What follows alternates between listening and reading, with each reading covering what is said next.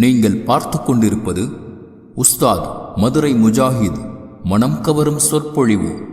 இது மார்க்கம் மற்றும் சமுதாயத்திற்கான குரல். ونعوذ بالله من شرور أنفسنا ومن سيئات أعمالنا من يهده الله فلا مضل له ومن يضلل فلا هادي له وأشهد أن لا إله إلا الله وحده لا شريك له وأشهد أن محمدا عبده ورسوله. اللهم صل على محمد وعلى آل محمد كما صليت على إبراهيم وعلى آل إبراهيم إنك حميد مجيد. اللهم بارك وعلى آل محمد كما باركت على إبراهيم وعلى آل إبراهيم إنك حميد مجيد. أما بعد، قال الله تعالى في القرآن العظيم أعوذ بالله من الشيطان الرجيم بسم الله الرحمن الرحيم. يا أيها الذين آمنوا اتقوا الله حق تقاته ولا تموتن إلا وأنتم مسلمون. يا أيها الناس اتقوا ربكم الذي خلقكم من نفس واحدة وخلق منها زوجها وبث منهما رجالا كثيرا ونساء واتقوا الله الذي تساءلون به والأرحام إن الله كان عليكم رقيبا. ويا أيها الذين آمنوا اتقوا الله وقولوا قولا سديدا يصلح لكم أعمالكم ويغفر لكم ذنوبكم ومن يطع الله ورسوله فقد فاز فوزا عظيما. கண்ணியத்திற்குரிய எல்லாம் வல்ல அல்லாஹ்வின் நல்லடியார்களே, அன்பார்ந்த இஸ்லாமிய சகோதர சகோதரிகளே, அல்லாஹ்வின் மகத்தான பேரருளால் அல்லாஹு தஆலா நம் மீது கடமையாக ஆக்கியிருக்கிறார் இந்த ஜும்மா வணக்கத்தை நிறைவேற்ற வேண்டும் என்கிற நல்லெண்ணத்தில் நாம் எல்லாம் அல்லாஹுவை வணங்குவதற்காக அவனுடைய இல்லத்தில் ஒன்றாக அமர்ந்திருக்கிறோம். சிறப்புக்குரிய இந்த ஜும்மாவுடைய நாளில் அல்லாஹு தஆலா அவன் புறத்திலிருந்து ஸலவாத்தையும் சலாமையும் அவனுடைய இறுதி தூதர் ரசூலுல்லாஹி ஸல்லல்லாஹு அலைஹி வஸல்லம் அவர்களின் மீதும் அவர்களின் குடும்பத்தார் மீதும் அவர்களின் காலத்தில் வாழ்ந்த சஹாபாக்களான நபி தோழர்கள் மீதும் அவர்களுக்கு பிறகு வந்த தாபீன்கள், தாபீன்கள், இமாம்கள், இந்த உலகத்தில் வாழுகிற மூமின்கள், முஸ்லிம்கள் அனைவரின் மீதும் என்றென்றும் நிலவட்டமாகும். அன்பார்ந்த சகோதரர்களே, அல்லாஹு தஆலா அவனுடைய மார்க்கமான சத்திய இஸ்லாத்தில் அல்லாஹ் கடமையாக ஆக்கிய ஒரு முக்கியமான கடமையான தர்மம். இந்த தர்மத்தை பொறுத்த வரைக்கும் அல்லாஹ்வுடைய தூதர் நமக்கு எப்படி கடமையாக ஆக்கியிருக்கிறார்கள், அல்லாஹ் அவனுடைய வேதமான அல் குர்ஆனில் எவ்வாறு கடமையாக ஆக்கியிருக்கிறான் என்பதையெல்லாம் மார்க்கம் நமக்கு மிக தெளிவாக அறிவித்திருக்கிறது. அல்லாஹ்வுடைய தூதரும் காட்டித்தந்த வழிமுறை பிரகாரம் ஜக்காத், சதக்கா என்ற இந்த வணக்கங்களை நாம் அல்லாஹ்வுக்காக நிறைவேற்றுவது நம் மீது அல்லாஹ் சுமத்திய ஒரு கடமையாக இருக்கிறது. அல்லாஹ் நம் மீது கடமையாக்கிய இஸ்லாத்தின் 5 கடமைகளும் எப்படி அமைக்கப்பட்டிருக்கிறது என்று சொன்னால், 5 கடமைகளையும் ரசூலுல்லாஹி ஸல்லல்லாஹு அலைஹி வஸல்லம் அவர்கள் 5 தூண் என்று சொல்லியிருக்கிறார்கள். அல்லாஹ் அவனுடைய மார்க்கமான சத்திய இஸ்லாத்தை நமக்கு அவன் புறத்திலிருந்து இந்த மார்க்கத்தை நமக்கு கொடுத்திருக்கிறான். அல்லாஹ் கொடுத்த ஒரு வாழ்வியல் நெறி இஸ்லாமிய மார்க்கம். இந்த மார்க்கம் அல்லாஹ் நமக்கு கொடுத்து அல்லாஹ் நம்மிடத்திலிருந்து அங்கீகரித்த ஒரு மார்க்கமாக இருக்கிறது. இன்ன தீன இந்தல்லாஹில் இஸ்லாம், நிச்சயமாக அல்லாஹுவால் அங்கீகரிக்கப்பட்ட மார்க்கம் அது இஸ்லாமிய மார்க்கம்தான் என்று அல்லாஹ் குர்ஆனில் சொல்லி காட்டுகிறான். அல்லாஹ் நம்மிடத்திலிருந்து அங்கீகரித்த மார்க்கம் இஸ்லாமிய மார்க்கம். அப்போ அல்லாஹ் இந்த மார்க்கத்தை நமக்கு கொடுத்து நம்மிடத்திலிருந்து இஸ்லாம் என்ற இந்த மார்க்கத்தை தவிர வேறு எதையுமே அல்லாஹ் நம்மிடத்திலிருந்து ஏற்றுக்கொள்வதில்லை, அங்கீகரிப்பதில்லை. அல்லாஹ் அவனுடைய மார்க்கமான சத்திய இஸ்லாத்தை தான் நமக்கு அங்கீகரித்திருக்கிறான். அப்ப இந்த மார்க்கத்தில் கடமையாக்கப்பட்ட ஐந்து தூண்கள் என்று நபி அவர்கள் சொன்னார்கள். இஸ்லாம் என்பது ஒரு மாளிகையை போன்று, இஸ்லாம் என்பது ஒரு மாளிகை. இஸ்லாம் என்ற இந்த மாளிகை 5 தூண்களால் நிறுவப்பட்டிருக்கிறது. அதில் முதல் தூண் கலிமத்து தௌஹீத், லா இலாஹ இல்லல்லாஹ் முஹம்மது ரசூலுல்லாஹ் என்ற வணக்கத்திற்குரிய இறைவன் அல்லாஹ்வை தவிர வேறு யாரும் இல்லை, முகமது நபி அவர்கள் அல்லாஹ்வுடைய தூதர் என்று சொல்லுகிற அந்த கலிமா இஸ்லாத்தின் தூணாக, இஸ்லாம் என்ற இந்த மாளிகையை தாங்கி பிடிக்கக்கூடிய தூண்களில் முதல் தூணாக கலிமா இருக்கிறது. இரண்டாவது தூண் தொழுகை, மூன்றாவது தூண் நோன்பு, நான்காவது தூண் ஜக்காத், ஐந்தாவது தூண் ஹஜ்ஜி என்று நபி அவர்கள் சொன்னார். அப்ப இஸ்லாம் என்ற இந்த மாளிகை 5 தூண்களால் நிறுவப்பட்டிருக்கிறது. அப்ப 5 கடமைகளும் 5 தூண்கள் என்று நபி அவர்கள் சொன்னார். இஸ்லாத்தை அல்லாஹ் ஒரு மாளிகையாக ஆக்கி வைத்து 5 தூண்களால் நிறுவப்பட்ட ஒரு மாளிகை இஸ்லாம்.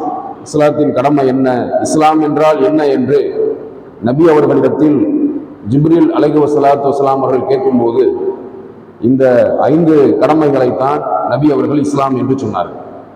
அப்ப இஸ்லாம் என்பது இந்த 5 கடமை தான் இஸ்லாம்.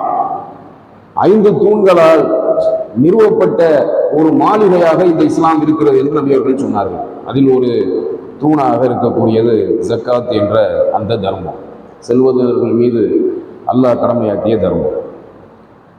செல்வந்தர்கள் மீது அல்லாஹ் கடமையாக்கிய அந்த தர்மத்தில் தங்கம் வெள்ளி அவர்களுடைய சொத்துக்களில் என்னென்ன சொத்துக்கள் இருக்கிறதோ அதையெல்லாம் அல்லாஹ்வுக்காக வேண்டி தர்மம் செய்வது, 2.5% அல்லாஹ்வுடைய பாதையில் தர்மம் செய்வது அல்லாஹ்வின் மீது ஈமான் கொண்ட ஒவ்வொரு மூமினான ஆணின் மீதும் பெண்ணின் மீதும் கடமை. செல்வந்தர்களாக இருக்கிற ஒவ்வொரு மூமின்களின் மீதும், செல்வந்தர்களாக இருக்கிற ஒவ்வொரு மூமினான ஆணின் மீதும் பெண்ணின் மீதும் அல்லாஹ் இந்த தர்மத்தை கடமையாக ஆக்கியிருக்கிறான்.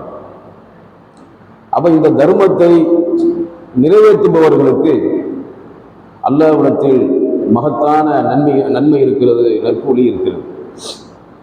தர்மத்தால் அடையக்கூடிய நன்மைகள் என்ன? தர்மம் செய்யாமல் ஒரு செல்வந்தனாக இருக்கக்கூடிய மனிதன் அவன்கிட்ட இருக்கக்கூடிய சொத்துக்கள், அவன்கிட்ட இருக்கக்கூடிய பொருட்களுக்கு அவன் அல்லாஹ்வுடைய பாதையில தர்மம் செய்யவில்லை என்று சொன்னால் அவன் அல்லாஹ்விடத்தில் எந்த மாதிரி குற்றவாளியாக கருதப்படுவான், அவனுக்கு அல்லாஹ்விடத்தில் கிடைக்கக்கூடிய தண்டனைகள் என்ன, அல்லாஹ் அவனுக்கு தரக்கூடிய வேதனைகள் என்ன என்பதை எல்லாம் போன வார ஜும்மாவில உங்களுக்கு நாம எடுத்துரைத்தோம். இந்த தர்மத்தை பொறுத்த வரைக்கும் ஒரு கருத்து இருக்கிறது. என்ன கருத்து என்று சொன்னார், அதாவது 87 கிராம் அல்லது 85 கிராம் தங்கம் யாரிடத்தில் இருக்கிறதோ, அல்லது 595 கிராம் வெள்ளி, அந்த வெள்ளி அளவுக்கு பணமோ வேற பொருளோ யாரிடத்தில் இருக்கிறதோ அவர்களின் மீது 2.5% ஜக்காத்து கொடுப்பது அவர்களின் மீது கடமை. 595 கிராம் வெள்ளிக்கு குறைவாக, 85 கிராம் தங்கத்துக்கு குறைவாக வைத்திருப்பவர்கள் மீது ஜக்காத்து கடமை இல்லை. அப்ப இஸ்லாம் சொன்ன அந்த அளவின் அடிப்படையில், அந்த நிசாப் அடிப்படையில் யாரிடத்தில பொருள் இருக்கிறதோ அல்லது பணம் இருக்கிறதோ அல்லது வேறு ஏதாவது ப்ராப்பர்ட்டிஸ் இருக்கிறதோ அவர்கள் மீது ஜக்காத்து கடமை என்பது இஸ்லாத்துடைய அடிப்படையாக இருக்கிறது. அப்ப அதில் ஒரு என்ன கருத்து இருக்கிறது என்று சொன்னால், இப்ப அணியக்கூடிய நகைகளுக்கு ஜக்காத்து கடமையா இல்ல கடமை இல்லையா என்ற ஒரு கேள்வி வரும். ஒரு வசதியான குடும்பத்தில் இருக்கக்கூடிய செல்வந்த குடும்பத்தில் இருக்கக்கூடிய ஒரு பெண் 85 கிராம் தங்கத்தை அல்லது 87 கிராம் தங்கத்தை நகையாக செய்து அவர்கள் அணிந்திருக்கிறார்கள். அவர்களுடைய கழுத்து, கை உட்பட உடலில் அணிந்திருக்கிறார்கள். அப்ப அணிந்திருக்கக்கூடிய நகைகளுக்கு ஜக்காத்து கொடுக்க வேண்டுமா என்ற அந்த ஷர்த்தை பொறுத்த வரைக்கும் சஹாபாக்களுக்கு மத்தியில் 2 விதமான கருத்துக்கள் இருப்பதை நாம் ஹதீஸ்களில் பார்க்க முடிகிறது. அதாவது சேமித்து வைத்திருக்கிற தங்கங்களுக்கு கண்டிப்பாக ஜக்காத்து கடமை, இருக்கிற எல்லா சொத்துக்களுக்கும் பணங்களுக்கும் ஜக்காத்து கடமை.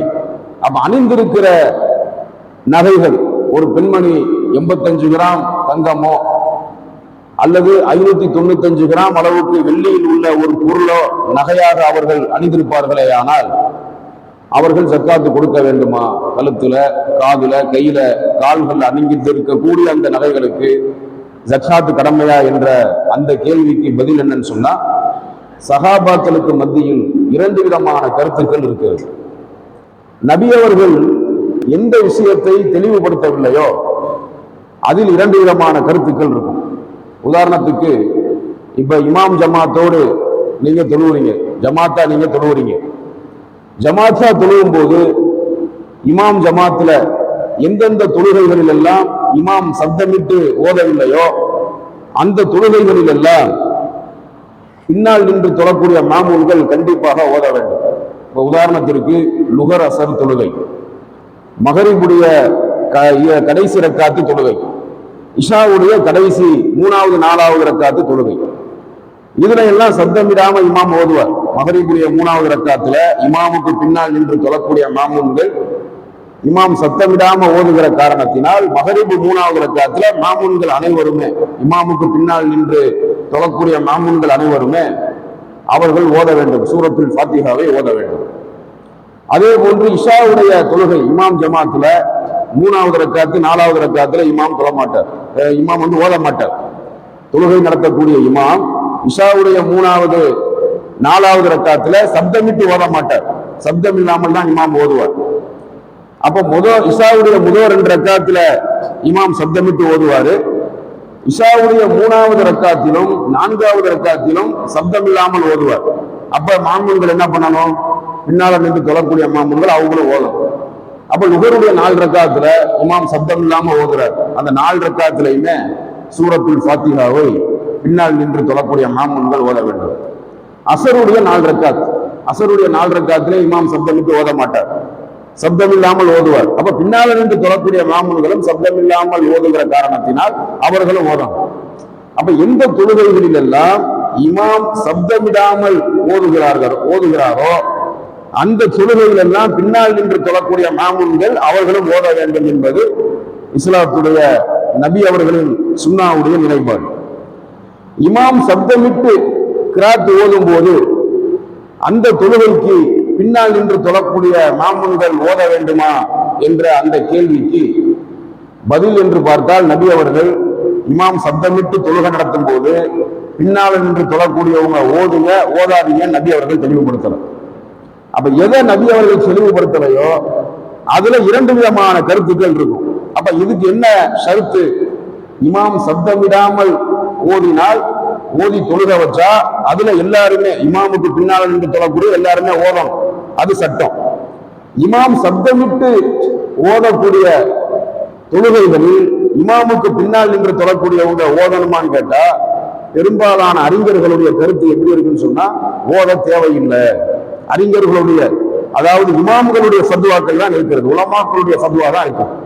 அப்ப பெரும்பாலான குர்ஆன் சுன்னா அடிப்படையில் இருக்கக்கூடிய மன்ஹஜ் சலஃபு அக்ீதாவில் இருக்கக்கூடிய பெரும்பாலான இமாம்களுடைய கருத்து என்னன்னு சொன்னா, இமாம் சப்தமிட்டு ஓதக்கூடிய தொழுகையில் பின்னால் நின்று தொழக்கூடிய மக்கள் கேட்டா போதும், கேட்டாவே ஓதுற நன்மை கிடைச்சிடும், ஓத தேவையில்லைன்னு தான் பெரும்பாலான இமாம்களுடைய ஃபத்வாக்கள் இருக்குது.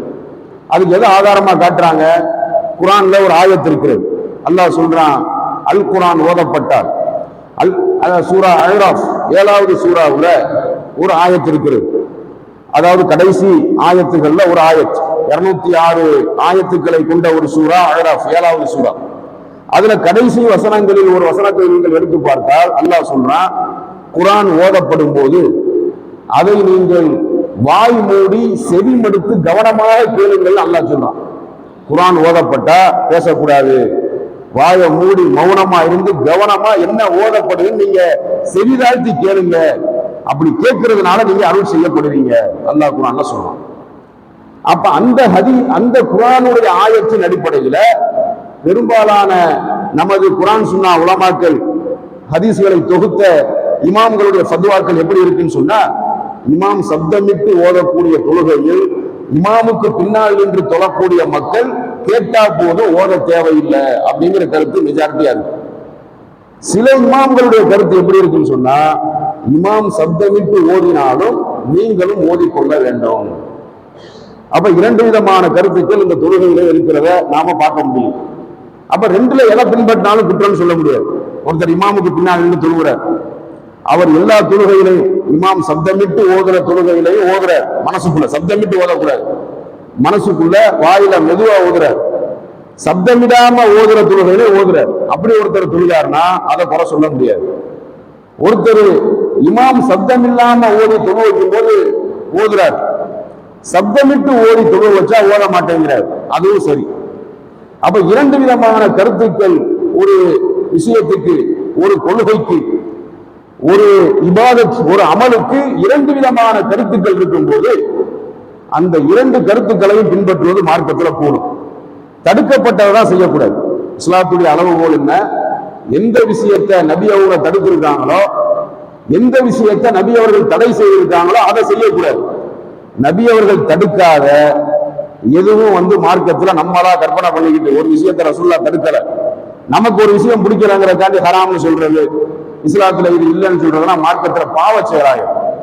நபி அவங்க தடுத்தா ஹராம், அல்லாஹ் தடுத்தா ஹராம். அல்லாவும் நபியும் தடுக்காத ஒண்ண நாமளா ஹராம் சொல்றதுக்கு மார்க்கத்தில் அனுமதி இல்லை.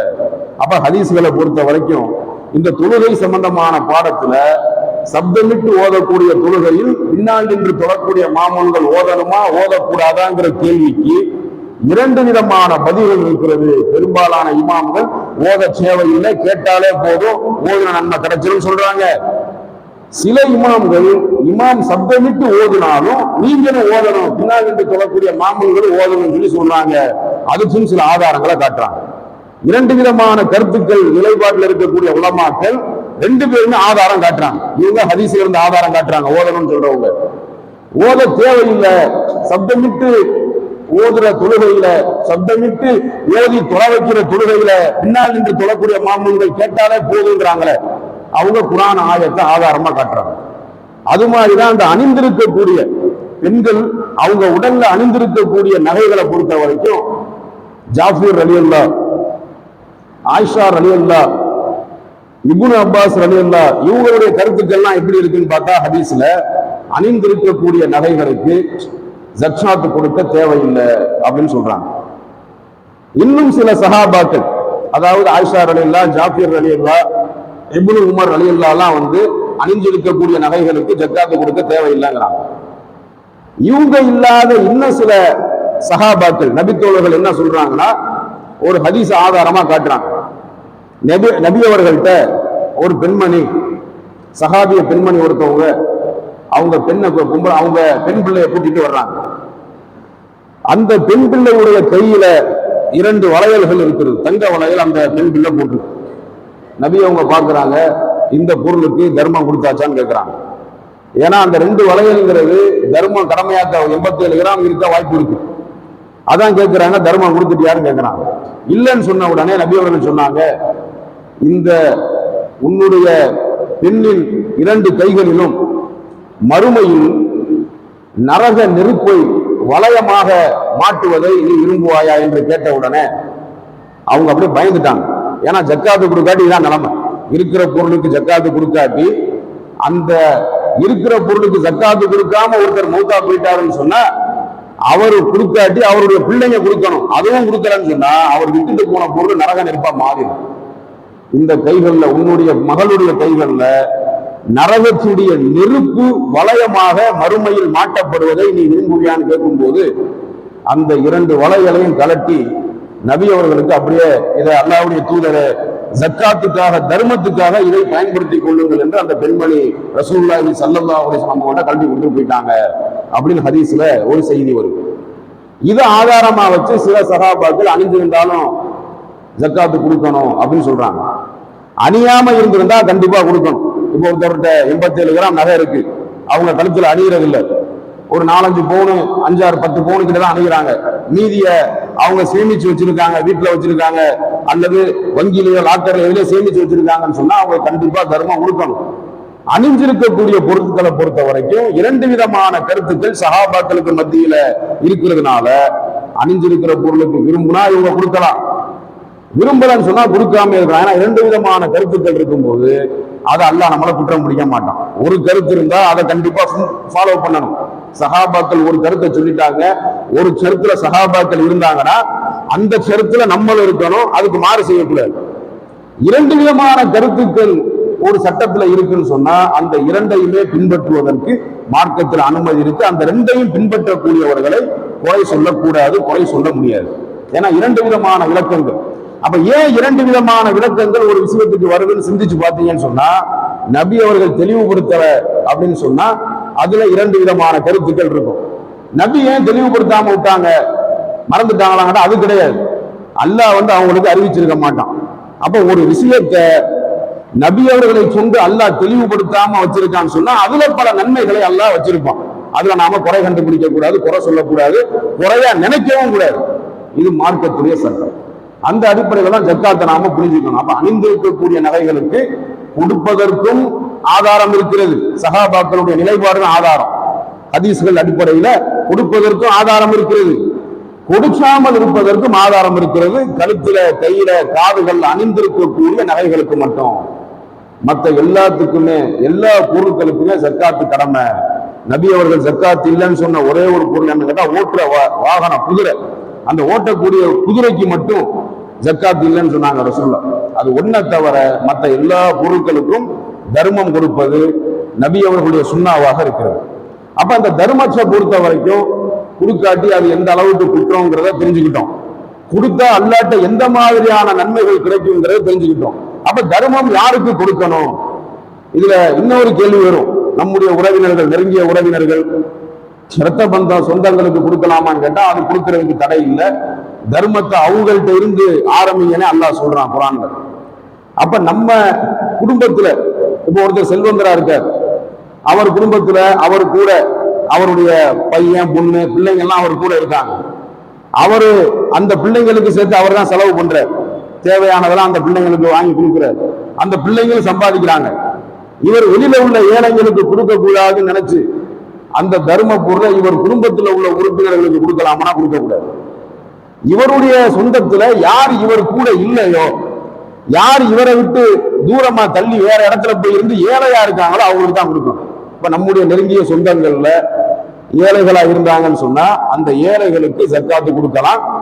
நெருங்கிய சொந்தங்கள் அல்லது தூரத்து சொந்தங்கள்ல செல்வந்தர்களா இருந்தா அவங்களுக்கு கொடுக்கக்கூடாது. ஏன்னா செல்வந்தர்களுக்கு கொடுக்கறதுக்கு பேர் ஜக்காத் இல்லை.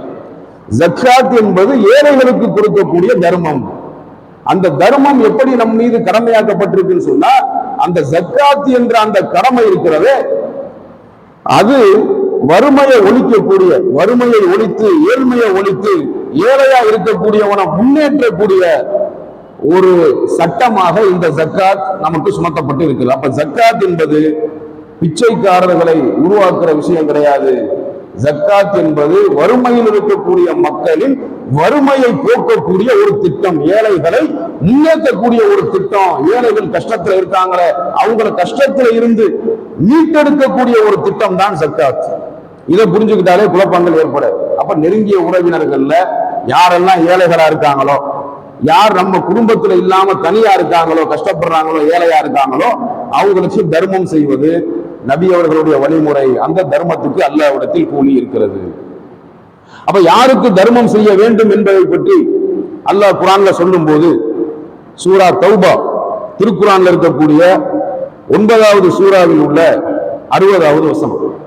இந்த 9வது அத்தியாயத்தில் உள்ள 60வது வசனத்தை நீங்கள் எடுத்து வாசித்து பார்த்தால் அதில் அல்லாஹ் சொல்லுகிறான், இன்னமா ஸதகாத்துல் ஃபுகராஇ வல் மசாகீனி வல் ஆமிலீன அலைஹா வல் முஅல்லஃபதி குலூபுஹும் வஃபிர் ரிகாபி வல் ஹாரிமீன வஃபி சபீலில்லாஹி வபுனி சபில்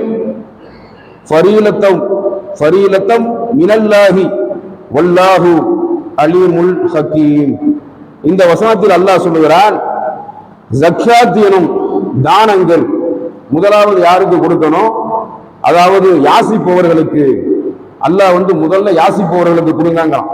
ஃபக்கீர் என்ற ஒரு வார்த்தை இருக்கிறது அரபுல. ஃபக்கீர்னா என்ன? மிஸ்கின்ற வார்த்தை இருக்கிறது, ஃபக்கீர் என்ற வார்த்தை இருக்கிறது. ஃபக்கீர் என்றால் தன்னுடைய கஷ்டத்தை வெளியில சொல்லி, உண்மையிலே அவர் கஷ்டப்படுறவரா இருப்பார், அவருக்கு சில தேவைகள் இருக்கும், அந்த தேவையை வெளியே சொல்லி நம்மள்கிட்ட சொல்லி உதவி கேட்டாருன்னு சொன்னா அவருக்கு பேர் ஃபக்கீர், யாசிப்பவர். அதாவது கஷ்டத்தை வெளியே சொல்லி பணம் கேட்கிறவர், உதவி கேட்கிறவருக்கு பேர் ஃபக்கீர். மிஸ்கின் என்று சொன்னால் அவர் கஷ்டத்தை ஏழ்மையை வெளியே சொல்ல மாட்டாரு, கேட்க மாட்டார், அவர் அந்த ஏழைங்கிற இடத்துல அவர் தான் இருப்பார், அவருக்கு கொடுக்கணும். அப்ப அல்லாஹ் என்ன சொல்றான்? இன்னமா சதகாத்துலில் ஃபுகராயி வல் மசாகீனி. அப்ப தர்மம் என்பது யாசிக்கக்கூடிய, தேவை இருந்து உங்கள்கிட்ட கேட்கிறாங்களே, ஏமாத்துறவனா இருந்தா கொடுக்க தேவையில்லை, வசதி இருந்து ஏமாத்துறவனுக்கு கொடுக்க கூடாது. அப்ப ஏமாத்தாம உண்மையிலே தேவை இருந்து, உண்மையிலே ஏழையா இருந்து, எனக்கு இந்த கஷ்டமா இருக்கு, மருத்துவ செலவுக்கு பணம் தேவை, என் பிள்ளையுடைய படிப்புக்கு பணம் தேவை, எனக்கு இந்த பிரச்சனைக்கு பணம் தேவைன்னு கேட்கிறானே, அவனுக்கு நீங்க தர்மம் கொடுங்க. உண்மையிலே அவன் தான் வறுமையில இருக்கிறவன், அவனுக்கு தர்மம் கொடுங்க. அவன் தான் முதலாவது நபர். இரண்டாவது நபர் யாரு? ஏழைகளுக்கு. மசாக்கீன், மிஸ்கின், ஏழைகள். அப்ப ஏழையா யார் இருக்காங்களோ அவங்களுக்கு தர்மம் கொடுங்க. நமக்கே தெரியும், நாம பார்க்கிற நம்ம மகல்லால உள்ள மக்களில், நாம பழகிற மக்கள்ல யார் ஏழ்மை நிலையில இருக்காங்கிறது நமக்கு நல்லா தெரியும். அந்த ஏழ்மை நிலையில இருக்கிறவங்க ஓப்பனா கேட்க மாட்டாங்க, அவங்க சூழ்நிலையை புரிஞ்சுக்கிட்டு அவர்களுக்கும் தர்மம் செய்வது நபி அவர்களுடைய வழிமுறையாக இருக்கிறது, அல்லாஹ்வுடைய வழிமுறையாக இருக்கிறது. அப்ப ஏழைகளுக்கு கொடுங்க. அடுத்து அல்லாஹ் மூணாவதா சொல்றான், வசூல் செய்யும் ஊழியர்களுக்கு கொடுங்க. ஆமிலீன அலைஹா என்று சொல்லப்படுகிறது, ஆமிலீன அலைஹா என்று சொல்லப்படுகிறது. அந்த வசூல் செய்யும் ஊழியர்களுக்கு கொடுங்க. அப்ப வசூல் செய்யும் ஊழியர்கள் அப்படின்னு சொன்னா, இன்னைக்கு வசூல் செய்யக்கூடிய ஊழியர்கள்ல அந்த மாதிரி ஒரு ஜக்காத்தை வசூலிக்கிறதுக்குன்றதுக்கு எந்த மகளாலையும் யாரையும் அப்படி நியமிக்கிறது கிடையாது. நபி அவர்கள் காலத்துல நபி அவர்கள் ஜக்காத்து வசூலிக்கிறதுக்குன்னே ஒருத்தரை நியமிச்சிருப்பாங்க. அவர் என்ன வேலைன்னா, வருஷம் முழுக்க அவர் வேலைக்கு போக முடியாது, தொழில் செய்ய முடியாது. வருஷம் ஃபுல்லா அவருக்கு என்ன வேலைன்னு சொன்னா, செல்வந்தர்களை தேடி அவங்கள்ட்ட ஆடு வாங்கிட்டு வர்றது, மாடு வாங்கிட்டு வர்றது, ஒட்டகத்தை வாங்கிட்டு வர்றது, தங்கம் வெள்ளியை வாங்கிட்டு வர்றது, பணத்தை வாங்கிட்டு வர்றது, பேரிச்சம்பளத்துல இருந்து கோதுமையில இருந்து என்னென்ன எல்லா பொருட்களுக்கும் ஜக்காத், கால்நடைகள்ல இருந்து விலை பொருட்கள் வரைக்கும், சாப்பிடுற உணவுப் பொருள் வரைக்கும் ஜக்காத்தை அல்லாஹ் நமக்கு கடமையாக்கியிருக்கான். அப்ப எல்லாத்தையும் வருஷம் பூரா வாங்கிக்கிட்டு அலைகிறதே அவருக்கு வேலையா இருக்கும். அந்த ஜக்காத்தை வசூலிக்கக்கூடிய ஊழியர்கள் இருக்காங்களே, அவங்க நபி அவர்களால் பணியமர்த்தப்பட்டவங்க, அவங்களுக்கு கொடுங்கன்னு அல்லாஹ் சொல்றான். இன்னைக்கு நம்ம காலத்துல அந்த மாதிரி யாரும் இல்லை. ஒரு சில பேர் பள்ளிவாசல்ல சந்தா வசூலிக்கிறதுக்கு நியமிக்கப்பட்டிருப்பாங்க. அவங்க வசதி உள்ளவங்களா இருந்தா அவங்களுக்கு கொடுக்க தேவையில்லை. ஏழ்மை நிலையில உள்ள ஒருத்தர் பணியில சேர்ந்து ஏதாவது ஒரு பள்ளிவாசல்ல பணியில் வசூல் செய்யக்கூடிய பணியில வேலைக்கு சேர்ந்து அவர் வசூலிச்சாரு, அவர் ஏழ்மை நிலையில இருக்காருன்னு சொன்னா அவருக்கு ஏழ்மைங்கிற அடிப்படையில் அவருக்கும் கொடுக்க அனுமதி இருக்கிறது. அப்ப வசூல் செய்யக்கூடிய ஜக்காத்தை வசூலிக்கக்கூடிய ஊழியர்களுக்கு கொடுங்கன்னு அல்லாஹ் சொல்றான். அடுத்து அல்லாஹ் யார சொல்றான்னு சொன்னா, இஸ்லாத்தின் பால் அவர்களுடைய உள்ளங்கள் ஈர்க்கப்படுவதற்கு நீங்க கொடுங்க. ஒருத்தன் இஸ்லாத்துக்கு கஷ்டப்படுறான், அவனுக்கு கொடுக்கிறது ஜக்காத். இல்ல இஸ்லாத்துக்கு வர்ற நிலைமையில இருக்கான், அவனுக்கு ஷிர்க் இல்ல, குஃபுர் இல்ல, குஃபுர்ல இருந்து திருந்திட்டான், ஷிர்க்ல இருந்து திருந்திட்டான், கலிமா சொல்லி இஸ்லாத்துக்கு கஷ்டப்படுறான், அல்லது கலிமா சொல்லி வர்றதுக்கு தயாரா இருக்கானே, உள்ளங்கள் இஸ்லாத்தின் பால் ஈர்க்கப்பட்ட நிலையில் இருக்கிறானே, அவனுக்கு நீங்க தர்மம் செய்யுங்கன்னு சொல்லி அல்லாஹ் சொல்றான். அடுத்து அடிமைகள், அடிமைகளை விடுதலை செய்வதற்காகவும் ஜக்காத்து கொடுங்க. அப்ப இன்னைக்கு நம்ம காலத்துல அடிமை முறை கிடையாது. நபி ஸல்லல்லாஹு அலைஹி வஸல்லம் அவர்களின் காலத்திலையும் சஹாபாக்கள் காலத்திலையும் அடிமை முறை இருந்துச்சு. இன்னைக்கு உலகம் முழுக்க அடிமை முறை ஒழிக்கப்பட்டிருக்கு. இன்னைக்கு அடிமைங்கிற ஒரு சாப்டரே கிடையாது இஸ்லாத்துல. ஏன் அடிமை முறை இல்லாமையே இஸ்லாம் அடிமை முறைய வச்சிருக்குன்னு சொன்னா, உலகத்திலேயே அடிமை முறையை ஒழிச்சது இஸ்லாம் தான். விடுதலை செய்யணும்னு சொல்லி உலகத்துல அடிமை முறையை ஒழிச்சது இஸ்லாம்.